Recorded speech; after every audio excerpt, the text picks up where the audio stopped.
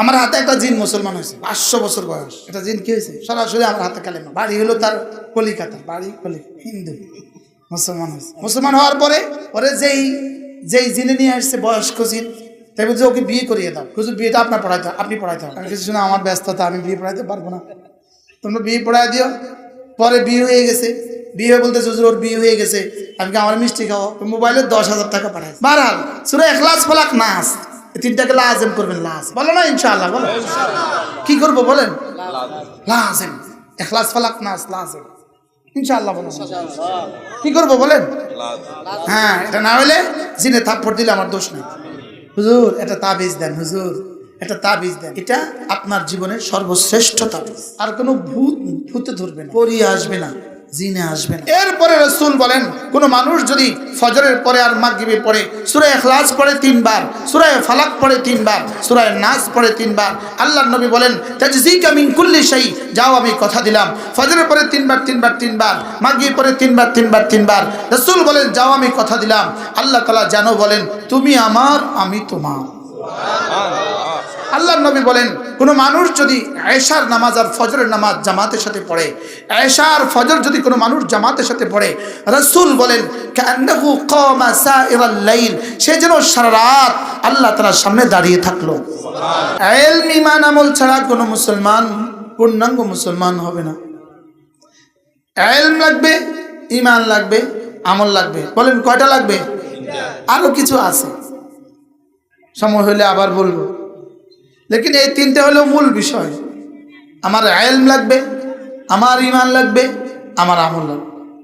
বলেন কি কি লাগবে? বলেন ইলম, ঈমান, আমল। বলেন আচ্ছা, একজনের রিক্সা চালানো শিখে নাই, সে রিক্সা কবে চালাবে? সে অটো চালা, আমি কি অটো চালাতে পারি? কেন? আমি শিখি নাই, আমি কেমন চালাবো? আমি রিক্সা চালাতে পারি, কেন? শিখি নাই, আমি কেমনে চালাবো? তাহলে বোঝা গেছে শিখা লাগে। কি লাগে বলেন? এবার শিখার জন্য মাদ্রাসা লাগে। বলেন কি লাগে? তা আমি সাফ বলি, মাদ্রাসা ছাড়া ইলম নাই, ইলম ছাড়া ঈমান নাই, ঈমান ছাড়া আমল নাই, তাহলে মাদ্রাসা ছাড়া কিছু নেই। মাদ্রাসা ছাড়া কি নাই? কিছু নেই। লিংকন বার্ড ছেলেটা হাফেজ হয়ে গেছে, ওর বয়সী বাচ্চা ইংরেজি কয় পৃষ্ঠা পারে? ওই বয়সী বাচ্চা অঙ্ক কয় পৃষ্ঠা পারে? শুধু ধোকার সাগরে বাস করে আছি, সব পারে, আসলে কিছুই পারে না। এই বয়সী বাচ্চা কিছুই পারে না। হ্যাঁ, মাদ্রাসা দিলে অনেক কিছু পারে। আশ্চর্য না? ওর বয়সী বাচ্চা যারা প্রাইমারি স্কুলে পড়ে ওরা কি পারে? ওর খালাতো ভাই মামাতো ভাই নিশ্চয়ই আছে, ওর বয়সে যারা প্রাইমারি স্কুলে পড়ে ওরা কি পারে? অনেক কিছু পারে, কিছুই পারে। আর মাশাআল্লাহ ভাইয়ের ছেলের নাম কি? সৈয়দ আবু বকর। নামও তো সুন্দর আছে, আল্লাহ কবুল করেন। সুবহানাল্লাহ।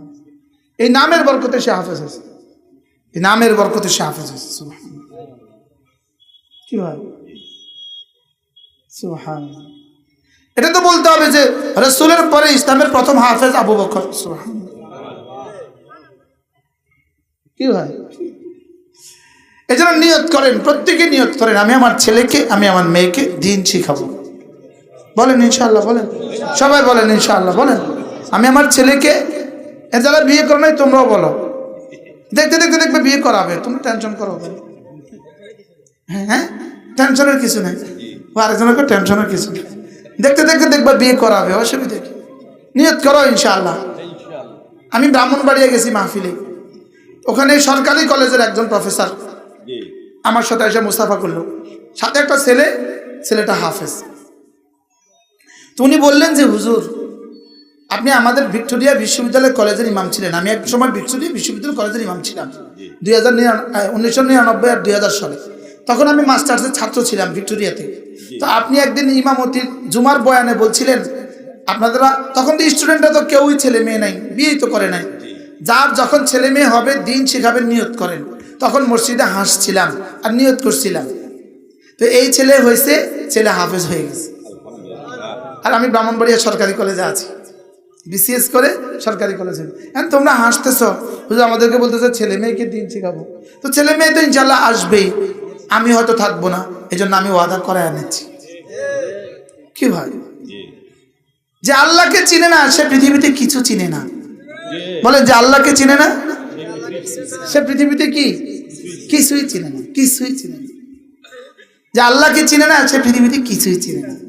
যার আল্লাহ নাই তার দুনিয়াতে কিছুই নাই, যার আল্লাহ নাই তার দুনিয়াতে কিছু নাই। এই জন্য আল্লাহ তাআলা বলেন, মান আমিলা সালিহাম মিন যাকারিন আও উনসা ওয়া হুয়া মুমিন ফালানুহয়িয়ান্নাহু হায়াতান তাইয়্যিবাহ ওয়া লানাজজিয়ান্নাহুম আজরাহুম বিআহসানি মা কানু ইয়ামালুন। রব্বুল আলামিন বলেন, চাই তুমি পুরুষ হও, চাই তুমি মহিলা হও, চাই তুমি শিক্ষিত হও, চাই তুমি অশিক্ষিত হও, চাই তুমি ধনী হও, চাই তুমি দরিদ্র হও, চাই তুমি শহুরে হও, চাই তুমি গ্রামীণ হও, চাই তুমি এশিয়ান হও, চাই তুমি আমেরিকান হও, তুমি যেই হও না কেন, যেই যোগ্যতারই হও না কেন, যেই পেশারই হও না কেন, তুমি যদি ঈমান বানাও, আমল বানাও, আল্লাহ তাআলা বলেন আমি তোমার দুনিয়া বানাবো, আমি তোমার আখিরাত বানাবো। আল্লাহর ওয়াদা, আল্লাহ আমার দুনিয়া বানাবেন, আল্লাহ তাআলা আমার আখিরাত বানাবেন।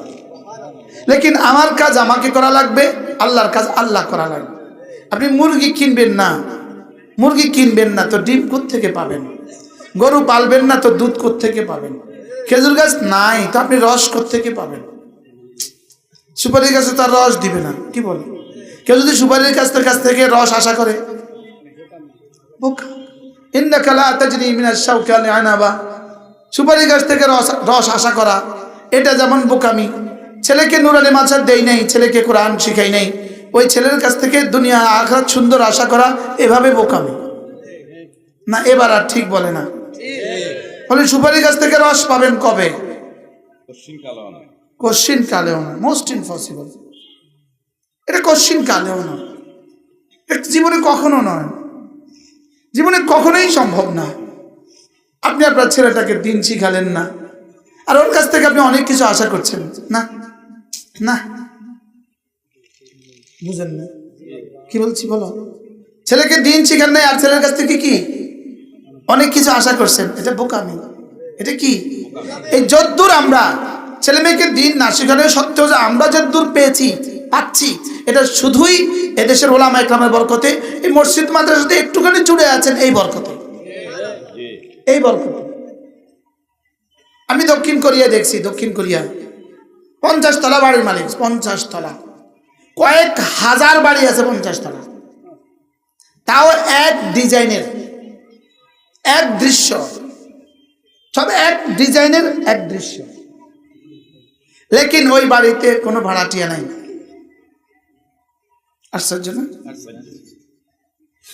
কেন ভাড়াটিয়া নাই? ওখানে সব বিদেশিদের জন্য কি আছে?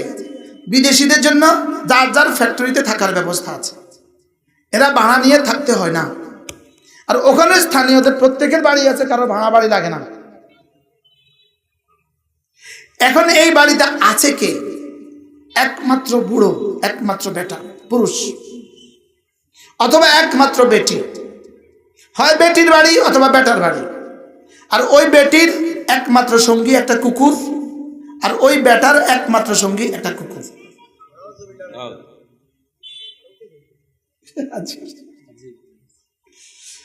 মানে তার জীবনের সঙ্গী একটা কি? কুকুর।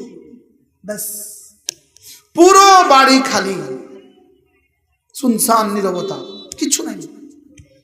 সামনে বাগান আছে, ফল আছে, ফুল সব আছে। আর ওই বাড়িওয়ালা কি করে?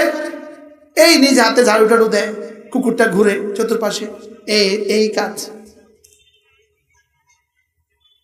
আবার যাবো আমি সামনে সাথে, এই কাজ কি করে? ছেলে ছেলের গতিতে চলে গেছে আরেক বাড়ি, মেয়ে মেয়ের গতিতে চলে গেছে আরেক বাড়ি। শুধু এই লোকটাকে পাহারাদারের জন্য সরকার ক্যামেরা লাগায় রাখছে, সরকার তাকে ফোন দিয়ে রাখছে, পুলিশ তাকে ফোন করে মাঝে মাঝে, তুমি কি আছো? যদি দেখেন নাই, ফোন আর রিসিভ করে না, তো এবার পুলিশ মনে করে সে মারা গেছে। 1 দিন 2 দিন 3 দিন 4 দিন পরে আইসা তার সব দেহের ব্যবস্থা করে। এই হলো জীবন। হংকংয়ের জীবন একই জীবন, হাঙ্গেরির জীবন তো একই জীবন, ফ্রান্সের জীবন তো একই জীবন, যতটুকু সুখ রব্বে করিম আমাদেরকে দিয়েছেন, আমরা বিবি বাচ্চা নিয়ে আছি, ছেলে মেয়ে নিয়ে আছি, আল্লাহর কসম এটা শুধু দিন আছে বলে। বলেন কি আছে বলে? বলেন এটা শুধু দিন আছে বলে। দিন ছাড়া এই মানুষগুলো মানুষ নয়। কি বলছি বলেন? দিন ছাড়া এই মানুষগুলো কি নয়? মানুষ। 60 বছর 70 বছরের মেয়েরা এখন আর কোনো কাজ পারে না। এই 20 তলা বাড়িওয়ালা 30 তলা বাড়ির এখন কিছুই পারে না। তো তাকে কি দেয়? তুমি তোমার বাড়ির সামনের ফুলের বাগানটা একটুখানি পরিচর্যা করবা, একটু পানি দিবা, ব্যাস। এটা থেকেই সরকার তাকে ভাতা দিচ্ছে, এই ভাতাই তার জীবন শেষ। তার একটা কুকুর আছে, তার এটা আছে, তো মরে পচে গেছে, পুলিশ আসতে 3 দিন লাগছে, এরপরে তার দাফন হয়ে গেছে, শেষ। আপনি বিকেলবেলা যদ্দূর যাবেন, যদ্দূর দৃষ্টি যাবে এদ্দূর দেখবেন, বিকেলবেলা সকালবেলা দেখবেন শুধুই একজন মানুষ একটা কুকুর, একজন মানুষ একটা কুকুর।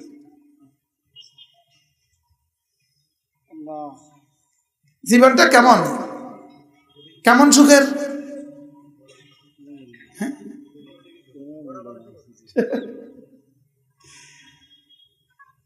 জি, আমরা জাপান সাগরের পাড়ে, আমরা মাগরিব হয়ে গেছে, ঝিরঝির একটু বৃষ্টি পড়ে, মাগরিব হয়ে গেছে, আমরা মাগরিবের নামাজ সাগরের পাড়ে পড়ছি। একটু পরে দেখি যে আমাদের সামনে একটা লাইট পড়লো, লাইটের মধ্যে লেখা আছে, তোমরা আমাদের গেস্ট, আমরা তোমাদের পাহারাদার, তোমরা টেনশন মুক্ত থাকো, আমরা তোমাদের পাহারায় আছি। অর্থাৎ পুলিশের কন্ট্রোল রুম থেকে লাইট মাইরা আমাদের খবর দিল। পুলিশ আর জিন্দেগি, এটাই হলো জীবন। কেন বলেন? কি নাই? হ্যাঁ, কোনটা নাই বলেন? দিন নাই। এই জন্য আপনি আপনার ছেলেকে কোরআনে কারীম শিখিয়েছেন, ইনশাআল্লাহ ঠকবেন না, ঠেকবেন না। এই কথা আব্বা খুব বলতেন যে কোরআন শিখান, ঠেকবেন না, ঠকবেন না।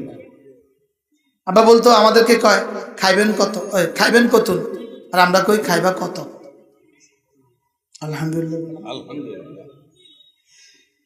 তাহলে আমার কি কি লাগবে বলেন? ঈমান আমল। বলেন কি কি লাগবে বলেন? আবার বলেন কি কি লাগবে? ঈমান আমল ছাড়া ওই মানুষটা কেমন? মূল্যহীন। গরু যেমন, গরু আর ছাগল যেমন খায়, ঘুমায়, বাচ্চা দেয়, ঈমান আমল ছাড়া ওই মানুষগুলো এই গরুর মতো। এই জন্য আল্লাহর নবী বলেন, জাদ্দিদু ঈমানাকুম, তোমরা তোমাদের ঈমানকে নবায়ন করো। ক্বালু কাইফা নুজাদ্দিদু ঈমানানা ইয়া রাসূলুল্লাহ, আমরা আমাদের ঈমানকে কিভাবে নবায়ন করব? ক্বালা ফাকসিরু বিকাউলি লা ইলাহা ইল্লাল্লাহ, লা ইলাহা ইল্লাল্লাহ, লা ইলাহা ইল্লাল্লাহ, লা ইলাহা ইল্লাল্লাহ, লা ইলাহা ইল্লাল্লাহ। নাই কোনো মাবুদ আল্লাহ ছাড়া, নাই কোনো মাসজুদ আল্লাহ ছাড়া, নাই কোনো মাহবুব আল্লাহ ছাড়া, লা ইলাহা ইল্লাল্লাহ, লা ইলাহা ইল্লাল্লাহ, লা ইলাহা ইল্লাল্লাহ, লা ইলাহা ইল্লাল্লাহ মুহাম্মাদুর রাসূলুল্লাহ। عن أبي درداء رضي الله تعالى عنه أنه قال قال رسول الله صلى الله عليه وسلم من قال لا إله إلا الله 100 مرة لم يبعثه الله يوم القيامة إلا ووجهه كالقمر في ليلة البدر أو كما قال عليه الصلاة والسلام.